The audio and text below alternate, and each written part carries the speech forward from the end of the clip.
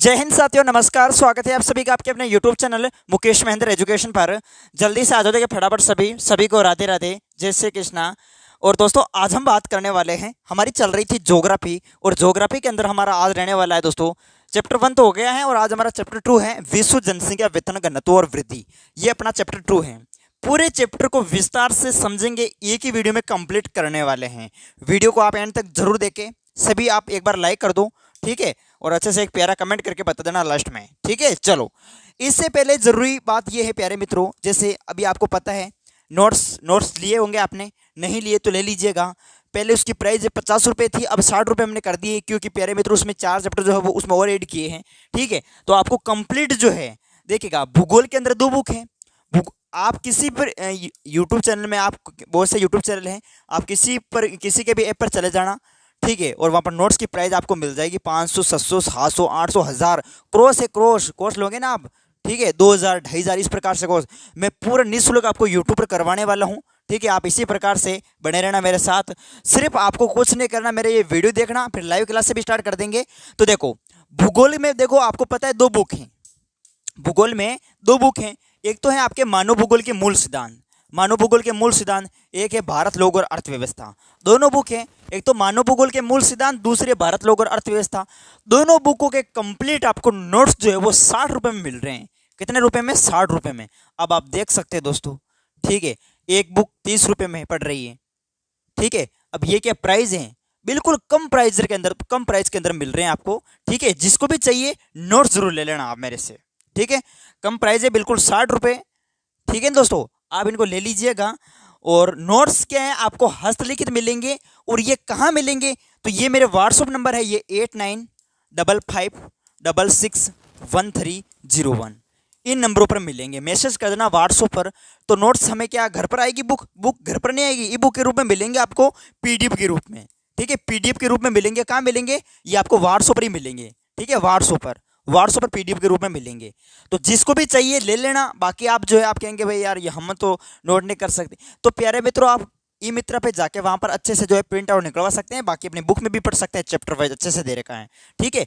तो इन नंबरों पर मैसेज कर देना जिसको चाहिए, ठीक है। अब आप देख सकते हैं, अगर आपको विश्वास नहीं होता है, पूरे ज्योग्राफी के अंदर जो भी क्वेश्चन 2024 का पेपर मिल लेना आप एक बार। पूरे ज्योग्राफी में जो मैंने करवाए नोट्स से बाहर नहीं था, और प्रमुख जो हमारे क्वेश्चन आंसर लाइव क्लास के माध्यम से पूरा 100% मैंने बेस्ट दिया, और एग्जाम में 100% रिजल्ट रहा है। विश्वास नहीं होता है तो आप यहाँ पर शॉर्ट लिस्ट में जाके देखो वीडियो, ठीक है। बहुत से स्टूडेंट जो है ज्योग्राफी के अंदर 100 में से 100 नंबर लेके आए हैं। मेरे 3 सब्जेक्ट है, ज्योग्राफी, पॉलिटिकल, हिस्ट्री। चलो स्टार्ट करते हैं बिना आपका टाइम गवाए। चैप्टर का नाम क्या आज? विश्व जनसंख्या वेतन घनत्व और वृद्धि, ठीक है। हाँ, हिस्ट्री के भी मिल जाएंगे आपको, पॉलिटिकल के भी मिल जाएंगे, व्हाट्सएप पर मैसेज कर देना वैसे, ठीक है। चलो, तो सबसे पहले है जनसंख्या। चैप्टर का नाम है विश्व जनसंख्या वितरण घनत्व और वृद्धि। तो प्यारे मित्रों, जनसंख्या के बारे में सबसे पहले हम देखते हैं कि जनसंख्या क्या है क्या। फिर हम देखते हैं वितरण। वितरण का मतलब एक तरीके से क्या होता है? वितरण मतलब फैलाव, यानी जनसंख्या का क्या? फैलाव, जनसंख्या का बिखराव, यही वितरण होता है, ठीक है। घनत्व और वृद्धि वैसे अभी बात करने वाले हैं दोस्तों। सबसे पहले देखो, एग्जाम में डायरेक्ट प्रश्न पूछ लिया जाता है इस चैप्टर से। वो क्या पूछा जाता है कि जनसंख्या किसे कहते हैं? जनसंख्या किसे कहते हैं? वैसे परिभाषा भी मैं बताऊंगा। और शब्द से हम देखते हैं जनसंख्या। 1 मिनट के लिए आप समझो, मैं समझा रहा हूं यहां पर आपको। जनसंख्या के अगर मैं संधि विच्छेद करूं तो क्या होता है? जन प्लस संख्या, जन प्लस संख्या, संख्या जन मिस क्या होता है? जन मिस लोग, क्या? लोग, जनता, पब्लिक। लोगों की संख्या जो है वही जनसंख्या है। जनसंख्या क्या है? लोगों की संख्या, वही जनसंख्या। परिभाषा आखिर एग्जाम में हम किस प्रकार लिखे? परिभाषा आपको इस प्रकार से लिखनी है कि भाई जैसे संपूर्ण पृथ्वी, ये पृथ्वी है, ठीक है। संपूर्ण पृथ्वी या इसके किसी भी भूभाग पर, कहीं पर भी, ठीक है, किसी भी भूभाग पर एक निश्चित समयावधि में, ठीक है, निवास करने वाले व्यक्तियों की टोटल जो कुल संख्या है उसको बोलते हैं जनसंख्या। तो परिभाषा बस आपको यही लिखनी है प्यारे मित्रों। क्या लिखनी है? कि संपूर्ण पृथ्वी या इसके किसी भी भूभाग पर निवास करने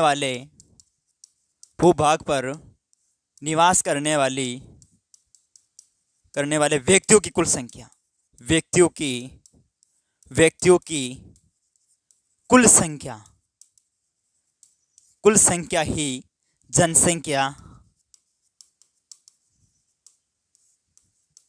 कहलाती है। ठीक है, या फिर आप कर सकते हो जनसंख्या है।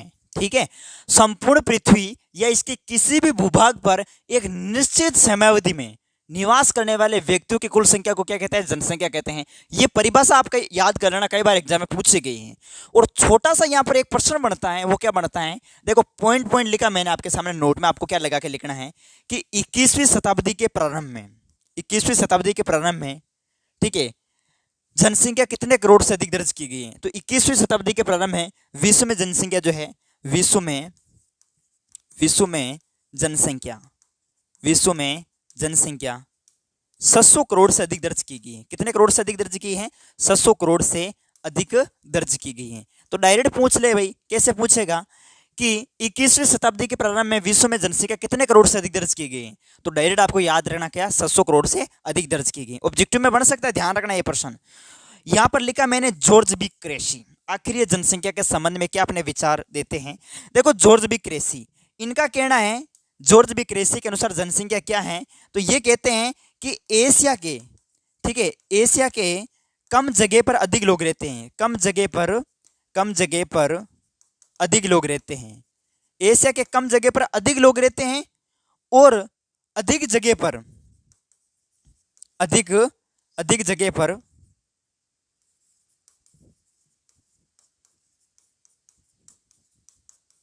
कम लोग रहते हैं। ठीक है, जॉर्ज बी क्रेसी के अनुसार जनसंख्या क्या है? तो इन्होंने बताया कि एशिया के कम जगह पर तो अधिक लोग रहते हैं और अधिक जगह पर कम लोग रहते हैं, ये बताते हैं। ठीक है, ये कहते हैं कि 90% जनसंख्या जो है वो कितने प्रतिशत भूभाग पर निवास करती है? 10% भूभाग पर निवास करती है, इनका ये कहना है। तो कुल मिला के आपको जनसंख्या की परिभाषा और 2 पॉइंट ये याद रखने हैं। अब देखते हैं आगे। मैं कह रहा हूं दोस्तों, इस चैप्टर से जो भी प्रश्न बनेगा वो इनसे बाहर नहीं जाने वाला है। वीडियो को ध्यानपूर्वक देखें आप। विश्व में सघन आबाद, आखिर सघन आबाद होता क्या है? विश्व के अंदर सघन का मतलब क्या हो गया? सघन का मतलब एक तरीके से भीड़ भाड़ वाले क्षेत्र। ठीक है, एक तरीके से भीड़ भाड़। आबाद मतलब जहां आबादी, ठीक है, लोग रहते हैं। तो विश्व में सघन आबाद, अब डायरेक्ट पूछा जाता है, क्या पूछा जाता है दोस्तों? परिभाषा पूछ ली जाती है कि आखिर सघन आबाद क्या है? सघन आबाद क्या है? सघन मतलब भीड़ भाड़ वाली आबादी, वही सघन आबाद है। तो परिभाषा आखिर कैसे लिखी? तो परिभाषा नोट करना आप सभी कि विश्व में, देखो एक जो मैं लिखवा रहा हूं वो आपको याद होनी चाहिए प्यारे मित्रों। देखो परिभाषा क्या लिखेंगे, मैं यहां पर लिख रहा हूं परिभाषा क्या लिखेंगे?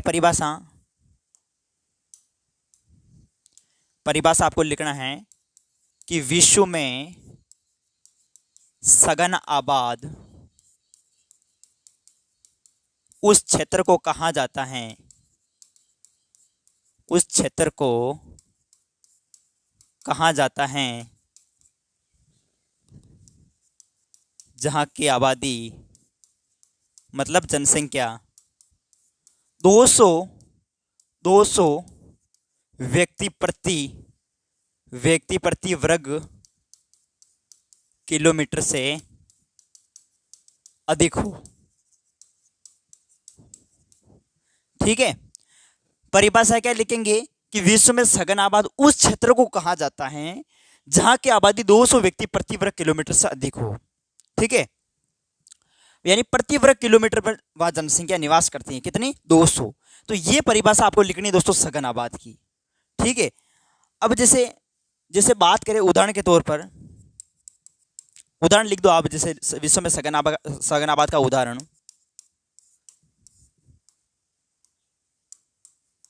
यूरोप का उत्तरी पश्चिमी भाग, यूरोप का उत्तरी पूर्वी भाग, ध्यान रखें उत्तरी पूर्वी भाग, और अमेरिका का उत्तरी पश्चिमी भाग। ये किसका उदाहरण है? ये सघन आबाद का उदाहरण है, ये ध्यान रखें। उसी प्रकार से देखो डायरेक्ट प्रश्न बनेगा, क्या बनेगा कि विश्व में 90% जनसंख्या कितने प्रतिशत भूभाग पर निवास करती है? तो विश्व में 90% जनसंख्या जो है वो 10% भूभाग पर निवास करती है। कितने प्रतिशत भूभाग पर निवास करती है? 10% भूभाग पर, बाकी में क्या है? जल जल चारों ओर। ठीक है, ये याद रखें। अब देखो यहां पर है जनसंख्या घनत्व, पूछा जाता है एग्जाम में जनसंख्या घनत्व। जनसंख्या घनत्व क्या है? तो जनसंख्या घनत्व की सीधी सी परिभाषा हमने लिख रखी है। क्या है जनसंख्या घनत्व की परिभाषा? कि पृथ्वी के प्रति इकाई वर्ग क्षेत्र में निवास करने वाले व्यक्तियों की कुल संख्या को जनसंख्या घनत्व कहते हैं। क्या कहते हैं? जनसंख्या घनत्व। ठीक है, पृथ्वी के प्रति इकाई वर्ग क्षेत्र में निवास करने वाले व्यक्तियों की कुल संख्या को जनसंख्या घनत्व कहते हैं। और जनसंख्या घनत्व को किसमें मापा जाता है? तो प्रति इकाई वर्ग क्षेत्र। किसमें मापा जाता है? प्रति इकाई वर्ग क्षेत्र। अगर ये परिभाषा याद होती है तो बहुत अच्छी बात है, अगर ये याद नहीं होती है तो आप सूत्र के माध्यम से भी आप याद कर सकते हैं। जैसे जनसंख्या का मैंने लिख रखा है यहाँ पर सूत्र। जनसंख्या का सूत्र क्या है? कि जनसंख्या घनत्व का सूत्र है, ध्यान रखना जनसंख्या घनत्व का क्या है? कुल, देखो डायरेक्ट में यहाँ पर लिख रहा हूँ प्यारे मित्रों, जनसंख्या घनत्व। जनसंख्या घनत्व बराबर क्या होता है? कुल जनसंख्या अपॉन कुल क्षेत्रफल। कुल क्षेत्रफल। ठीक है, यहाँ पर जनसंख्या कर देना, आप पूरा लिख दो, कुछ समझ नहीं आए तो। कुल जनसंख्या अपॉन कुल क्षेत्रफल। जनसंख्या घनत्व बराबर क्या होता है? कुल जनसंख्या बटे हुए कुल क्षेत्रफल। ठीक है, कि यदि हम किसी भी क्षेत्र की, किसी भी राज्य की, किसी भी देश की अगर बात हो, ठीक है, कि उसकी कुल जनसंख्या के अंदर अगर उस देश के या क्षेत्र के जो भी वो दे रखा है उसका भाग दे देंगे तो हमारे सामने निकल कर आएगा क्या? जनसंख्या घनत्व। मान लो, ठीक है, कोई भी प्रदेश है, मान लो कोई भी जैसे नगर है, ठीक है, नगर मान जयपुर, मान लो जयपुर कि भी जैसे जयपुर है।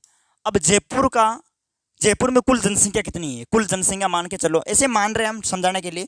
मान लो कुल जनसंख्या होगी भाई किसकी? जयपुर की 1,50,000 कर लो। इकाई, दहाई, सैकड़ा, हजार, 10,000, लाख, 10 लाख, 1,50,000 जयपुर की मान लो। ये तो कुल जनसंख्या हो गई। अब क्षेत्रफल कितना क्या हो सकता है? मान चलो सपोज करो 100 मान लो क्षेत्रफल है जयपुर का। तो अब 2 जीरो से ये 2 जीरो गई, पीछे कितना बच गया? 15,000। तो ये क्या हो जाएगा? 1500, यहाँ पर 1 जीरो और मान लो ये कटा गया, तो 1500 व्यक्ति प्रति वर्ग किलोमीटर। ये हो जाएगा भाई, ये हमारे सामने क्या निकल के आ जाएगा? जनसंख्या घनत्व। यानी कुल जनसंख्या के अंदर अगर कुल क्षेत्रफल का भाग दे देंगे तो हमारे सामने निकल के आएगा जनसंख्या घनत्व। आगे देखिएगा, आगे प्रश्न आपके सामने क्या है? जनसंख्या वितरण को प्रभावित करने वाले प्रमुख कारक। सबसे पहले तो हम ये देखते हैं कि आखिर जनसंख्या वितरण क्या होता है। जनसंख्या वितरण, जनसंख्या वितरण, जनसंख्या मतलब लोगों की संख्या, वो इस जनसंख्या। वितरण का मतलब होता है फैलाव या बिखराव। ठीक है, परिभाषा क्या लिखेंगे? कि जनसंख्या के फैलाव या जनसंख्या के बिखराव को हम कहते हैं जनसंख्या वितरण। ठीक है, अब आखिर जनसंख्या वितरण को प्रभावित करने वाले प्रमुख कारक कौन कौन से हैं वो देखते हैं। तो जनसंख्या वितरण को प्रभावित करने वाले प्रमुख कारक जिसमें देखते हैं भौगोलिक कारक। पहला कारक कौन सा है? भौगोलिक कारक। भौगोलिक कारक ये भी जनसंख्या वितरण को प्रभावित करता है। इसमें जैसे आप लिख दो, जैसे अपन भू आकृति हैं कि भूमि जो है भूमि, ठीक है, भू आकृति, जलवायु, मृदा, ये किस में आएगी? ये अपने भौगोलिक कारक में आएगी। यानी भौगोलिक जो कारक हैं ये जनसंख्या वितरण को प्रभावित करता है, जिसमें प्रमुख भू आकृति। भौगोलिक कारक में देखो भू आकृति यानी भूमि किस प्रकार है। अगर उबड़ खाबड़ भूमि होगी तो वहां पर लोग रहना पसंद नहीं करेंगे। ठीक है, लोग उस जगह रहना पसंद करेंगे जहां भूमि क्या हो? समतल हो। ठीक है, तो भू आकृति यानी भूमि की आकृति जो है वो उबड़ खाबड़ नहीं होनी चाहिए, समतल होनी चाहिए। तो ये भी जनसंख्या वितरण का एक प्रमुख कारक है। जलवायु, जलवायु जो है वो अनुकूल होनी चाहिए। मृदा, ठीक है, मृदा है वहाँ की उपजाऊ है या नहीं है, जहाँ लोग रहेंगे वहाँ मृदा उपजाऊ है या नहीं है। ठीक है, तो इसमें भौगोलिक कारक ये भी जो है जनसंख्या वितरण को प्रभावित करता है। दूसरा प्रमुख जैसे बात करें तो दूसरा है आपके सामने जैसे भौगोलिक कारक, इसके अलावा आर्थिक कारक। तीसरा अभी यहाँ पर मैं आगे आपके सामने लिख रखा है मैंने। ठीक है, आर्थिक कारक। आर्थिक कारक में जैसे आर्थिक में जिसमें लोग कमाते हैं, जैसे भाई खनिज, खनिज। अब जहाँ खनिज का कार्य चल रहा है, जहाँ खनन का कार्य चल रहा है, जहाँ खनिज प्राप्त हुए मतलब वहाँ पर खनन कार्य चल रहा है, वहाँ पर उद्योग धंधे भी होंगे। अब जहाँ उद्योग धंधे हैं तो वहाँ लोगों को रोजगार मिल सकता है, तो वहाँ पर लोग अधिक, ठीक है, यानी कह सकते हैं भाई रहना पसंद करेंगे उद्योग धंधों के नज़दीक। तो खनिज हो गया। इसके अलावा नगरीकरण है। ठीक है, नगरों में लोग रहना, गाँवों की तुलना में लोग शहरों में बसना पसंद करते हैं, तो खनिज नगरीकरण हो गया। इसके अलावा औद्योगिकरण मतलब उद्योग धंधे जहाँ होंगे वहाँ पर लोग रहना पसंद करेंगे। तो कहने का मतलब आर्थिक कारक भी जनसंख्या वितरण को प्रभावित करता है। तीसरा आप लिख सकते हैं सामाजिक एवं सांस्कृतिक कारक। सामाजिक एवं सांस्कृतिक कारक। ठीक है, ये आपने अब 3 कारक है ये जो आपको कई बार एग्जाम में पूछ लेता है, डायरेक्ट पूछ ले देता है कि जनसंख्या वितरण को प्रभावित करने वाला निम्न में से कौन सा भौगोलिक कारक नहीं है। आपको भू आकृति, जलवायु, मृदा और खनिज ऐसे दे दिया जाएगा। तो कि कौन सा भौगोलिक कारक नहीं है, ये तीनों तो हैं, और खनिज आपका कौन सा कारक है, आर्थिक कारक है। ऐसे पूछा जाता है एग्जाम में। चलो देखो, इनको विस्तार से यहाँ पर अगर बड़े नंबर के अंदर पूछा जाएगा प्रश्न, तो आपको ये लिखना है। ये सबसे पहले मैंने भौगोलिक कारक वही है, ठीक है। सबसे पहले जल की उपलब्धता, मतलब जल भी, ये एक मैंने और नहीं लिखा, जल की उपलब्धता। देखो जल की उपलब्धता, भौगोलिक कारक जनसंख्या वितरण को किस प्रकार प्रभावित करता है। सबसे पहला पॉइंट लिखेंगे जल की उपलब्धता। जल जीवन का सर्वाधिक महत्वपूर्ण कारक है। लोग उन क्षेत्र में बसना अधिक पसंद करते हैं जहां जल आसानी से उपलब्ध हो, ठीक है। जहां जल जो है वो आसानी से लोगों को मिल जाए, ठीक है, तो वहां पर लोग रहना पसंद करेंगे। जहां पानी नहीं हो, जहां जल ही नहीं हो, तो वहां पर लोग रहेंगे नहीं रहेंगे, ठीक है।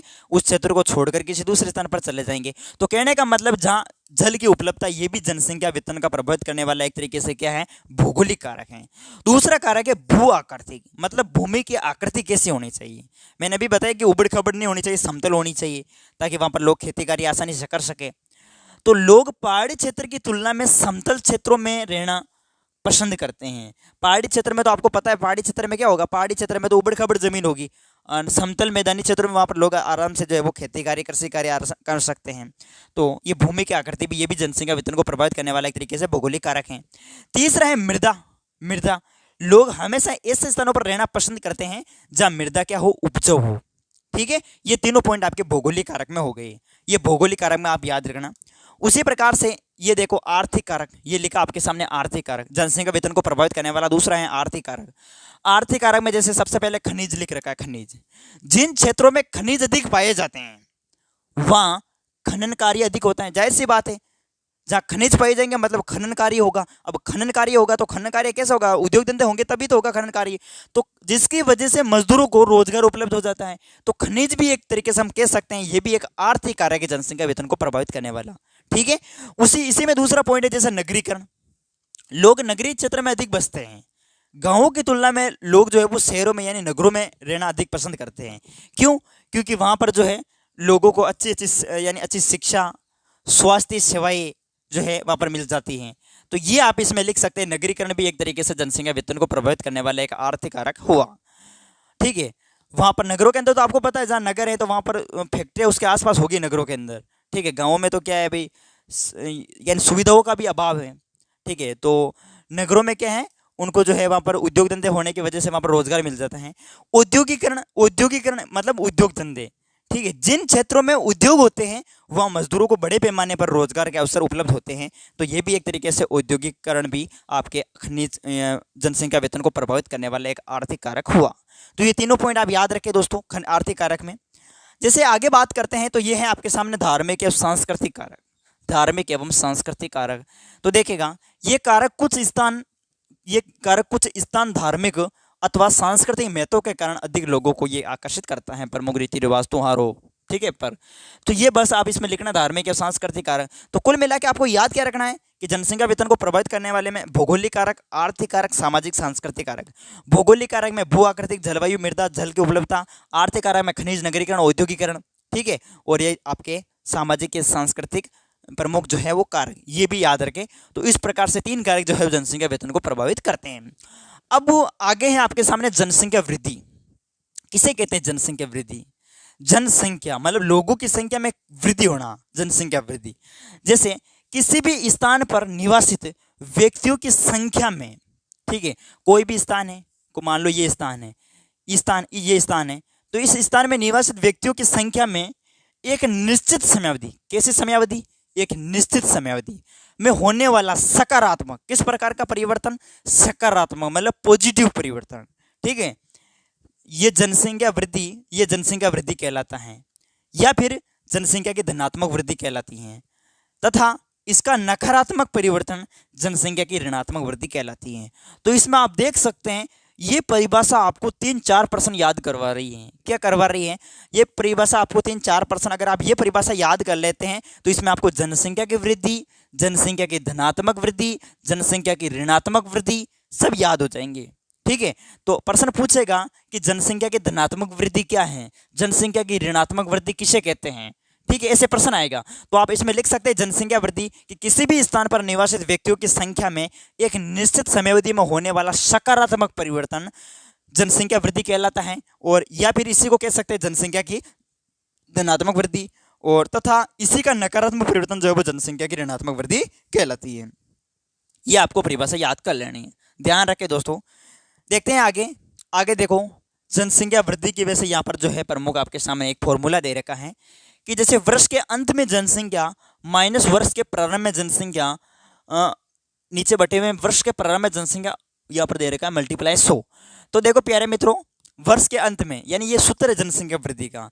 जैसे आपने सुना होगा, जैसे भारत में यदि आपने पढ़ा हो तो कि भारत की जैसे 2001 में जनसंख्या कितनी थी, 2001 में जनसंख्या कितनी थी 102.07 नहीं 102 करोड़ 102.07 करोड़ थी, ऐसी जनसंख्या थी 2001 के अनुसार। 2011 में कितनी हुई, 2011 में मान 121 करोड़ थी, 121 करोड़ मान लो, 121 करोड़ लमसम 121 होगी। तो ये प्रमुख जनसंख्या है। अब पूछा कि वर्ष के अंत में जनसंख्या माइनस वर्ष के प्रारंभ में जनसंख्या अपॉन वर्ष के प्रारंभ में इंटू 100। तो देखो P2 माइनस P1 ये फॉर्मूला है, P2 माइनस P1 इंटू 100 निकाल सकते हैं। वैसे तो समझने के लिए बता रहा हूँ, वैसे इस प्रकार से नहीं पूछेगा, फिर भी देखो वर्ष के अंत में जनसंख्या माइनस वर्ष के प्रारंभ में जनसंख्या, यहाँ P2 का मतलब क्या हो गया, P2 का मतलब हो गया वर्ष के अंत में जनसंख्या, P1 का मतलब हो गया वर्ष के प्रारंभ में जनसंख्या, ठीक है। और वर्ष के देखो तो P2 का मतलब क्या हुआ, P2 का मतलब यहाँ पर आप देखो वर्ष के अंत में जनसंख्या, तो 2011 में जो जनसंख्या मतलब अभी जो हुई है 2011 की जनसंख्या, ये तो वर्ष के अंत की जनसंख्या है। और वर्ष के प्रारंभ में जनसंख्या मतलब ये हो गई 2001 की। तो इसमें निकालो ना भाई आप सभी, जैसे P2 माइनस P1 कि वर्ष के अंत में जनसंख्या माइनस वर्ष के प्रारंभ में जनसंख्या। वर्ष के अंत में जनसंख्या आपके सामने P2 है, तो P2 क्या है आपके सामने वर्ष के अंत में मतलब 2011 में जो जनसंख्या वो 121 थी, 121 माइनस प्रारंभ में जनसंख्या क्या थी, प्रारंभ में 2001 के अनुसार कितनी थी 102.07 और अपॉन नीचे क्या दे रखा है वर्ष के प्रारंभ में जनसंख्या मतलब प्रारंभ में कितनी थी 102.07 इंटू 100, यही है।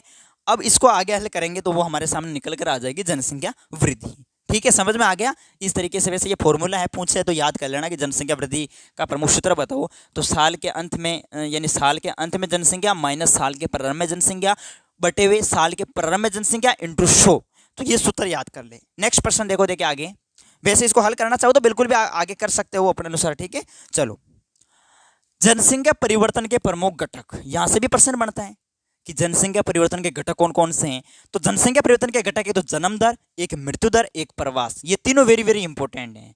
ठीक है, अच्छे से तैयारी कीजिएगा दोस्तों, अच्छे से। जन्म दर, मृत्यु दर और प्रवास, ठीक है, ये तीनों आपको याद करना है। ये परिवर्तन के घटक है जनसंख्या परिवर्तन के, ठीक है। यानी जन्म दर किसे कहते हैं, मृत्यु दर किसे कहते हैं, प्रवास का मतलब क्या होता है। जन्म दर परिभाषा सुन लो आप, मैं जो बोलूँ उसको सुन लो, आप लिखना चाहो तो लिख देना। बाकी जनसंख्या परिवर्तन के घटक जन्म दर, मृत्यु दर, प्रवास, ऐसे याद रखना। जन्म दर यानी प्रति 1000 बच्चों पर एक वर्ष में जीवित बच्चों की जो संख्या है वो जन्म दर कहलाती है। ठीक है, एक वर्ष के अंदर कितने बच्चे जीवित हैं, कितने बच्चे जीवित हैं, उनकी जो संख्या है वो क्या कहलाएगी, जनसंख्या जन्म दर कहलाएगी। परिभाषा है कि जन्म दर की लिखेंगे कि प्रति 1000 बच्चों पर एक वर्ष में जीवित बच्चों की संख्या जन्म दर कहलाती है। दूसरा है मृत्यु दर। मृत्यु दर मतलब प्रति 1000 परिभाषा लिखेंगे कि प्रति 1000 व्यक्तियों पर, ठीक है, प्रति 1000 व्यक्तियों में मरने वालों की संख्या मृत्यु दर कहलाती है। ये मृत्यु दर में लिखना। प्रवास का मतलब होता है, प्रवास मतलब स्थान को छोड़ना, यानी एक स्थान को छोड़कर किसी दूसरे स्थान पर चले जाना और वहां पर जाकर स्थायी रूप से बस जाना, ये कहलाता है प्रवास। ठीक है, इसका आगे जिक्र करेंगे। देखो कुछ पॉइंट मैंने आपके सामने लिख रखे हैं, ये पॉइंट देखिएगा, यहाँ से भी प्रश्न बनता ही बनता है। क्या पूछा है कि सबसे अधिक जनसंख्या वृद्धि दर वाला देश कौन सा है। तो सबसे अधिक जनसंख्या वृद्धि दर वाला देश है वो है लाइबेरिया। ठीक है, ये याद रखें। सबसे कम जनसंख्या वृद्धि दर वाला देश कौन सा, सबसे कम जनसंख्या वृद्धि दर, सबसे कम, तो यह कौन सा, सबसे अधिक जनसंख्या लाइबेरिया, सबसे कम जनसंख्या लेटविया हो जाएगा, लेटविया। और किस महाद्वीप की जनसंख्या वृद्धि दर सर्वाधिक है, तो अफ्रीका महाद्वीप। कौन सा महाद्वीप है, अफ्रीका महाद्वीप। अफ्रीका महाद्वीप की जनसंख्या वृद्धि दर सर्वाधिक है। तो कुछ पॉइंट यहाँ पर 1 नंबर के अंदर ऑब्जेक्टिव में पूछे तो ये याद करें, ठीक है। आगे देखो, देखिए अब यहाँ पर पॉइंट बाय पॉइंट मैंने कुछ फैक्ट लिखे हैं, जो कि आपको याद करने ही करने हैं। देखो सबसे पहले लिखा मैंने प्रवास। आखिर प्रवास क्या होता है, ठीक है, यानी प्रवास क्या होता है, तो इसमें लिखेंगे लोगों का एक स्थान से दूसरे स्थान पर जाना तथा वहां पर बस जाना क्या कहलाता है, प्रवास कहलाता है। ठीक है, यहाँ पर प्रवास में दो पॉइंट है जो कई बार पूछा गया है, एक तो उद्गम स्थान, एक है गंतव्य स्थान। आखिर प्रवास में उद्गम स्थान का मतलब क्या होता है, गंतव्य स्थान का मतलब क्या होता है। उद्गम का क्या मतलब होता है, मान लो उद्गम उद्गम उद्गम का मतलब जहां से लोग चलते हैं, जहां से लोग चलते हैं वह तो हुआ उद्गम स्थान। और जहां लोग गमन करते हैं, जहां लोग गमन करते हैं मतलब पहुंचते हैं, वो हुआ गंतव्य स्थान। समझ गए, उद्गम स्थान गंतव्य स्थान। जैसे मान लो भाई मैं यहाँ से हूँ, मैं यहाँ पर ब्यावर से हूँ। कहाँ से हूँ, ब्यावर से हूँ। तो मैं ब्यावर से हूँ, तो मैं क्या कर रहा हूँ, मैं क्या हूँ, ब्यावर को मैं छोड़ रहा हूँ। ब्यावर को छोड़कर मैं कहाँ चला गया, जयपुर चला गया। ब्यावर को छोड़कर जयपुर चला गया, तो मतलब क्या हुआ भाई, उद्गम स्थान, यानी मेरा उद्गम स्थान तो ये था, ब्यावर था। मैं इस स्थान को छोड़कर अब चला जा रहा हूँ, मतलब उद्गम स्थान जहाँ से लोग चलता, मैं यहाँ से चला जा रहा हूँ, तो ये मेरा उद्गम स्थान है। और जहाँ मैं जयपुर के अंदर पहुँच गया, मतलब ये मेरा गंतव्य स्थान है। ठीक है, यहाँ पर मैं गमन कर गया, पहुँच गया। ठीक है, समझ गए होंगे। तो ये दोनों जो पॉइंट है यहाँ से पूछा जाता है एग्जाम में, उद्गम और गंतव्य का मतलब क्या होता है। आगे दे रखा है क्या होता है प्रवास, जो है ना प्रवास, ये प्रवास ये प्रवास आपके ध्यान रखना। प्रवास से पूछा जाता है कि ये जो प्रवास होता है ना, प्रवास ये आपके स्थायी भी होता है। ठीक है, प्रवास स्थायी भी हो सकता है, प्रवास अस्थायी भी हो सकता है, प्रवास मौसमी भी हो सकता है। ध्यान रखना दोस्तों, क्या प्रवास स्थायी होता है, तो प्रवास स्थायी, अस्थायी और मौसमी भी हो सकता है, ये ध्यान रखें।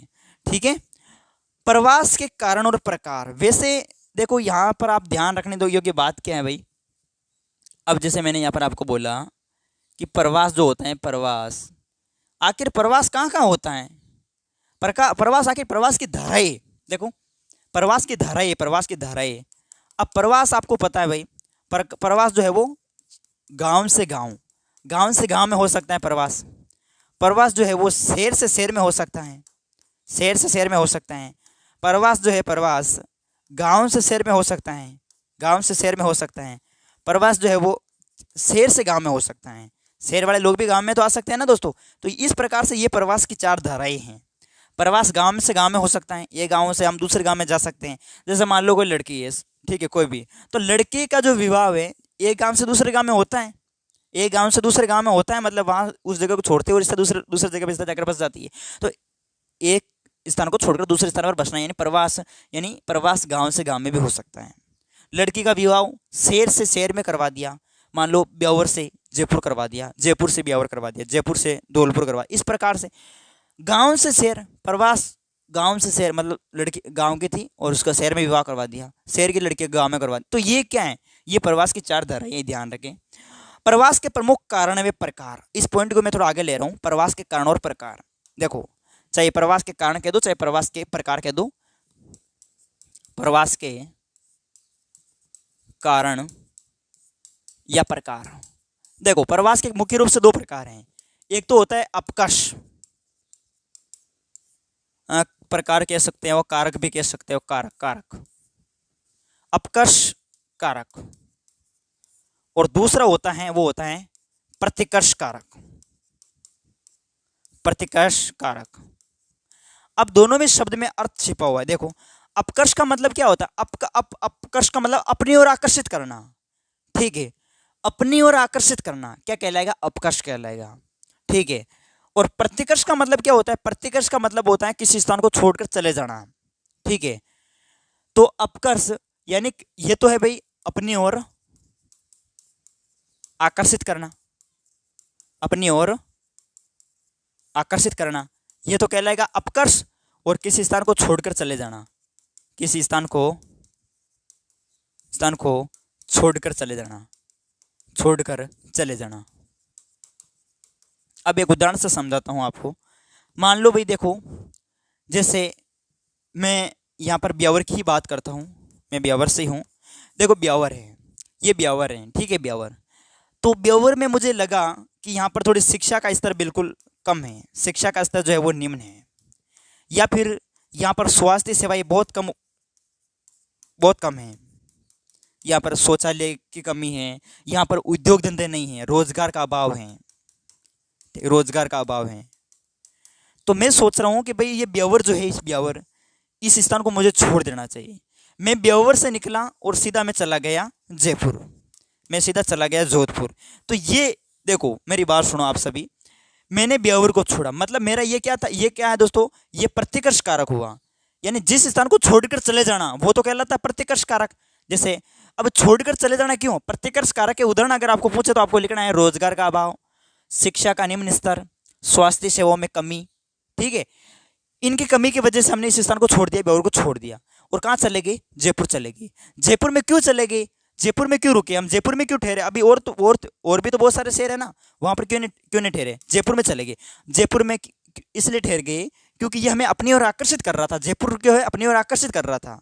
क्यों कर रहा था, क्योंकि यहाँ पर अच्छी शिक्षा जो है, शिक्षा का स्तर जो है वो अच्छा था, ठीक है, उच्च था शिक्षा का स्तर। स्वास्थ्य सेवाएं जो है वो अच्छी थी, यहाँ पर रोजगार उद्योग धंधे जो है वो यहाँ पर थे, रोजगार हमें मिल जाता। इस वजह से यानी हमें जयपुर जो अपनी ओर आकर्षित कर रहा था। मतलब ये तो हुआ अपकर्ष और ये प्रतिकर्ष। अब समझ गए अपकर्ष और प्रतिकर्ष क्या होता है, आगे होगा समझ में। अब देखिएगा दोस्तों, आगे प्रश्न आपके सामने, जननांकीय संक्रमण सिद्धांत, जननांकीय संक्रमण सिद्धांत। तो जननांकीय संक्रमण सिद्धांत में जो है किसी भी देश की जनसंख्या का इसमें वर्णन किया जाता है और भविष्य में जनसंख्या का उसका पूर्वानुमान किया जाता है। इसी के तहत प्रमुख तीन प्रावस्था, प्रथम प्रावस्था, द्वितीय प्रावस्था और एक और आगे दे रखी है प्रावस्था, ये जननांकीय संक्रमण सिद्धांत के तहत प्रमुख तीन प्रावस्था निर्धारित की गई हैं। सबसे पहले है प्रथम प्रावस्था। प्रथम प्रावस्था में क्या होता है, धीमी जनसंख्या वृद्धि, ठीक है, धीमी जनसंख्या वृद्धि। यानी प्रथम प्रावस्था में क्या होता है, बिल्कुल जो है धीमी गति से जनसंख्या वृद्धि हो रही थी। अब आप कहेंगे भाई धीमी गति से कहते कैसे, इसमें क्या हो रहा था प्यारे मित्रों, इसमें जन्म दर उच्च था, जन्म दर उच्च, और मृत्यु दर भी जो है, मृत्यु दर ये भी उच्च था। जन्म दर भी उच्च और मृत्यु दर भी उच्च, ज्यादा ही जनसंख्या बढ़ रही थी, जन्म दर हो रहा था, ज्यादा ही बच्चों का जन्म हो रहा था, और मरने वालों में भी कोई कमी नहीं थी, लोग मर रहे थे। इधर ज्यादा बच्चों का जन्म हो रहा था और इधर आगे मर रहे भी थे, ठीक है। तो मतलब जन्म दर और मृत्यु दर दोनों उच्च, तो इसका मतलब ये जो है धीमी गति जनसंख्या वृद्धि हो रही है। जनसंख्या तो वो स्थिर रहेगी ना, एक तरीके से हम इसे कह सकते हैं स्थिर जनसंख्या, मतलब एक तरीके से रुक गई, ज्यादा जन्म हो रहा है, ज्यादा ही मर रहे हैं। तो इसमें क्या है, प्रथम अवस्था में क्या हुआ दोस्तों, धीमी जनसंख्या वृद्धि। दूसरे में आपको लिखना है जो लोग थे, जनसंख्या जो थी वो किस पर निर्भर थी, कृषि कार्य से जुड़ी हुई थी, ठीक है। और ऐसा क्यों हो रहा था, ज्यादा जन्मना, ज्यादा ही मरना, ज्यादा लोग मर रहे क्यों थे, क्योंकि लोग अशिक्षित थे, ठीक है, लोग क्या थे, अशिक्षित थे, पढ़े लिखे नहीं थे। बस तीनों पॉइंट आप याद रखना, ये आपके प्रथम प्रावस्था में। दूसरी प्रावस्था आपके आती है, वो आती है दोस्तों द्वितीय प्रावस्था। इसमें क्या होता है, इसमें जन्म दर उच्च बना रहता है, ज्यादा बच्चों का इसमें जन्म होता है, ठीक है। तो जन्म दर उच्च और मृत्यु दर निम्न। अब मरने वालों की संख्या में कमी आ गई, क्यों आ गई, कमी क्यों आ गई, ज्यादा बच्चों का जन्म हो रहा है, मरने वालों में कमी आ गई, क्योंकि इसमें स्वास्थ्य संबंधी सेवाओं में सुधार हुआ, लोगों को शिक्षित किया गया, ठीक है। और इस प्रकार से ये इसमें आप लिख सकते हैं कि भाई प्रथम प्रावस्था में हम देख रहे थे, इसमें जन्म दर भी उच्च था, मृत्यु दर भी उच्च, ठीक है, लोग अशिक्षित थे। और दूसरी प्रावस्था में क्या हुआ, जन्म दर उच्च, मृत्यु दर निम्न हो गया, लोग शिक्षित हो गए, ठीक है। ये प्रमुख पॉइंट आपको लिखना है एग्जाम में। प्रथम प्रावस्था, जननांकीय संक्रमण सिद्धांत क्या है, तो प्रथम प्रावस्था, द्वितीय प्रावस्था, इस प्रकार से पॉइंट बाय पॉइंट आपको लिखना है, ठीक है। आगे देखिएगा तीसरा पॉइंट, तृतीय अवस्था, तृतीय प्रावस्था, ठीक है। इसमें क्या होता है, इसमें जो है जन्म दर निम्न हो जाता है, इस प्रावस्था के अंदर जो है जन्म दर निम्न करवा दिया जाता है। जन्म दर निम्न का मतलब होता है यानी ज्यादा बच्चों का जन्म हो रहा था, अब कम हो गए, क्यों, क्योंकि सरकार ने जो है वो किस पर बल दिया, परिवार नियोजन कार्यक्रम पर बल दिया गया कि हम दो हमारे दो, ठीक है। तो इसमें क्या हुआ, जनसंख्या को कम किया गया, मतलब जन्म दर जो है निम्न और परिवार नियोजन कार्यक्रम। जन्म दर निम्न करने के पीछे यानी विवाह की जो है, विवाह की उम्र बढ़ा दिया, ठीक है, विवाह की उम्र बढ़ा दी। तो जन्म दर निम्न, परिवार नियोजन कार्यक्रम को अपनाया, और मृत्यु दर भी क्या हो गई, निम्न हो गई, ठीक है, मृत्यु दर भी वो निम्न हो गई, और जनसंख्या नगरीय वे शिक्षित हो गई। तो इस प्रकार से जो है फिर बाद में जन्म दर और मृत्यु दर जो है वो निम्न हो जाती है। किस प्रावस्था में? ये आपके तृतीय प्रावस्था में। तो जननांगीय संक्रमण सिद्धांत के तहत हम 3 प्रावस्थाओं का अध्ययन करते हैं। सबसे पहले कौन सी? प्रथम प्रावस्था, फिर द्वितीय प्रावस्था, फिर तृतीय प्रावस्था, जिसमें ये प्रमुख पॉइंट बाय पॉइंट आपको लिखने हैं। नेक्स्ट आगे देखिएगा, ये है जनसंख्या वृद्धि से होने वाली समस्या। अब लगातार मान लो ये विश्व है, ये देखिएगा ये विश्व है, इस विश्व में मान लो जनसंख्या इस प्रकार से देखो, ये देखो ये सब जनसंख्या है इस प्रकार से, ये इस प्रकार से जनसंख्या हो जाए। ये देखो इस विश्व में देखो आप, ये क्या हो रहा है, ये क्या हो रहा है? हे प्रभु, हे हरिराम, ये क्या हो रहा है? देखो आप सभी, ये क्या हो रहा है? अब इसको आप देखो, ये लोग ही लोग हैं विश्व के अंदर, जनसंख्या वृद्धि से होने वाली समस्या है। अब इतने सारे लोग हो जाएंगे प्यारे मित्रों, लगातार जनसंख्या वृद्धि हो जाएगी, तो देखो क्या हो जाएगा, इसमें लोग अपनी मूलभूत आवश्यकता को पूरा नहीं कर पाएंगे। ठीक है, अपनी मूलभूत आवश्यकता को पूरा नहीं कर पाएंगे। क्या होगा? रोजगार नहीं मिल पाएगा लोगों को, रोजगार का अभाव हो जाएगा। ज्यादा जनसंख्या होगी तो क्या होगा? प्रदूषण ही प्रदूषण हो जाएगा, प्रदूषण फैलेगा। और ये क्या करेंगे फिर? ये वनों की कटाई करना शुरू कर देंगे। अब वनों की कटाई करना पर्यावरण को प्रदूषित कर देंगे, ठीक है, दूषित कर देंगे, दूषित। तो इस प्रकार से जो है इसमें आप लिखेंगे प्यारे मित्रों, जनसंख्या वृद्धि से होने वाली बहुत सी समस्या है, जिसमें मैंने लिखी संसाधनों पर दबाव। ठीक है, प्रमुख जो संसाधन होंगे उस पर दबाव पड़ेगा। दूसरा, प्रमुख प्रदूषण फैलेगा। ठीक है, विकास में बाधा उत्पन्न होगी, लोग अच्छे से जो है वो जीवन यापन नहीं कर पाएंगे, और भरण पोषण की समस्या, मूलभूत आवश्यकताओं को पूरा नहीं कर पाएंगे अगर इसी प्रकार से लगातार जनसंख्या वृद्धि होती रही तो इस प्रकार आप मन से भी लिख सकते हैं जनसंख्या वृद्धि से होने वाली समस्या। ये प्रमुख पॉइंट आपको याद रहना मेन।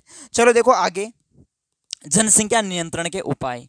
आखिर हम जनसंख्या को किस प्रकार कंट्रोल कर सकते हैं, किस प्रकार नियंत्रण पा सकते हैं, कैसे हम नियंत्रण कर सकते हैं जनसंख्या को? तो जनसंख्या को देखो नियंत्रण करने का तो वैसे यही है, शिक्षा का प्रसार।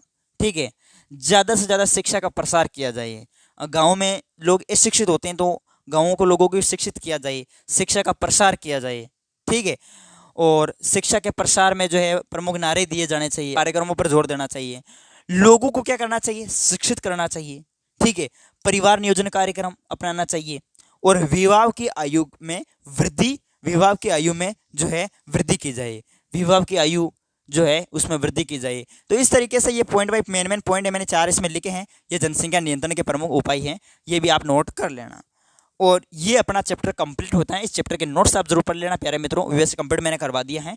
और ये मेरे व्हाट्सअप नंबर है 8955661301। इन नंबरों पर आप मैसेज कर देना, और आपको 60 रुपये के अंदर जो है दोनों बुक कंप्लीट मिल जाएगी, दोनों बुक आपको मिल जाएगी। ठीक है, चलो वीडियो अच्छा लगे तो लाइक करें, चैनल पर नहीं तो सब्सक्राइब करें। ओके, जय हिंद, जय भारत।